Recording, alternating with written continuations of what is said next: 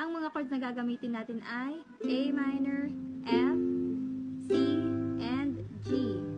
So, yung ituturo ko ngayon is for pre-chorus and chorus lang kasi hindi ko pa kabisado yung buong kanta. Simulan natin sa line na sa pagbadya ng kulimlim na tinadhana. Yun yung pre-chorus niya. Bali, magsisimula tayo doon and that would be 1 strum per chord lang. Sa pagbadya ng kulimlim na tinadhana, di magmamaliwating mga gunita.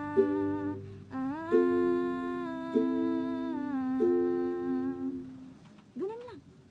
Super easy. Sa chorus na part, yung strumming doon is down, down, up, up, down, and down, down, up, up, down. And per chord yan siya. Isa-isahin natin sila guys para mas maintindihan nyo. We'll start with C chord. Saranggol ay lilipad sa kahel ng kalangitan. G chord. Paalam na nga ba sa ating nakaraan? Ngunit A minor. San man tayo ipanangamihan? F chord.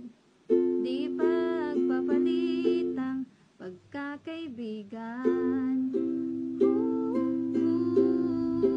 Yun lang and sana nag-gets nyo.